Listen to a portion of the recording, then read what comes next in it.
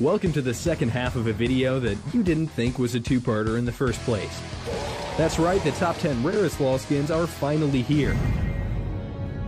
2010 was a great year for Canada. The syrup harvest was bountiful and the snow only knocked out the country's electricity once. But something else happened in Canada that year, a monumental event that captured the attention and imagination of nations the world over. No, I'm not talking about the Olympics, I'm talking about the commemorative Winter Games skins. Vancouver Amumu, Team Spirit Anivia, Ice Toboggan Corky, The Mighty Jacks, Festival Cassidon, Whistler Village Twitch, and my personal favorite, Curling Vagar, get this list off to a chilly start at number 10.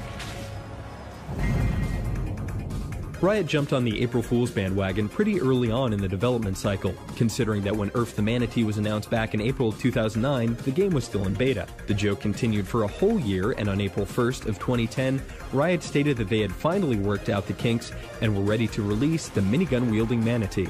Unfortunately for Earth, Warwick was ready with the gank. Warwick donned Earth's likeness in a skin that was purchasable for a whopping 5,000 RP, which was subsequently discounted by 99%. If you were one of the lucky few who bought into this gag, then you quickly found out that the rarity of this skin was no laughing matter.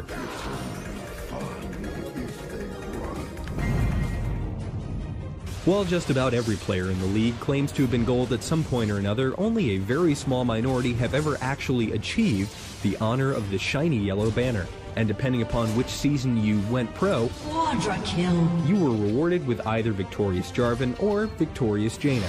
These two skins are a surefire way to reassure your teammates of your elite skills and potentially grab a compliment or two in the process. An enemy has been slain. The seasonal festivities have come and gone countless times in the league, but if you're familiar with Pokemon cards, then you know that the first edition is always the most valuable, and the same can be said for the Snowdown skins. Snow Bunny Nidalee, Happy Elf Teemo, Workshop Nunu, Old Saint Zillion, and Earnest Elf Tristana make up the roster of the first ever Snowdown Showdown in 2009. These skins are as festive as they are rare, and just so we're clear, that's really, really rare. Shut down. When summoners think of packs, they think of Jax, and for good reason. This skin first debuted to attendees of PAX back in 2010. In fact, the entire skin is a reference to the cardboard tube samurai from the Penny Arcade comic. Complete with big straw hat and the likeness of a certain 80s gaming icon on his cloak, PAX Jax is easily the most iconic pack skin. Unfortunately though, he's not the rarest, but that doesn't mean he can't kick ass.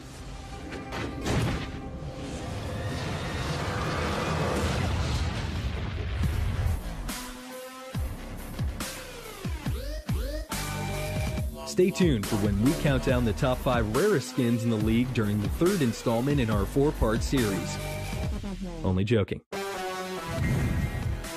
The friend referral system is a long-standing tradition in League of Legends, and while it's certainly not a competition, it is fair to say that two players won back in 2009. Summoners G-Rez and G-Ray referred 350 friends before anyone else, and were rewarded with the task of designing a skin for the champion of their choice. Lo and behold, Medieval Twitch was born. It's estimated that only a few thousand people actually have this skin, but if you recruit 50 friends, then you could be one of them.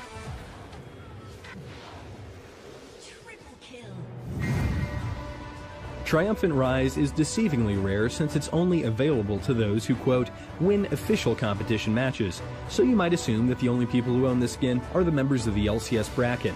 But upon further investigation, you'd find that anyone who's crowned victorious at an officially sanctioned event has this skin. An officially sanctioned event could literally be you and 9 of your friends, as long as you get the proper approvals from Riot. So yes, it's still very hard to get, just not impossible. Shut down. If you tested League of Legends back in beta, then you definitely deserve something for your trouble, considering that League wasn't nearly the hyper-polished game it is now back in 2009. But alas, here's your trophy. King Rammus is easily one of the simplest reskins I've ever seen, and yet no other skin says I was playing before you quite like this one does. And need I point out the obvious reference to Bowser? I wish Riot could still get away with some of these blatant nods to other video game franchises, like Chief Master Graves and Arthas Karthus. But anyway, moving on.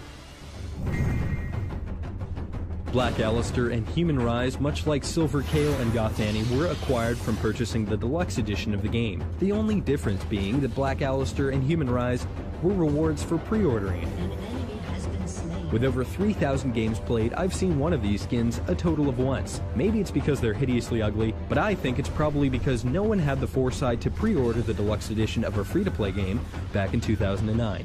Legendary. Here it is, the moment of truth. The most valuable, rare, and otherwise advantageous skin is none other than PAX TF.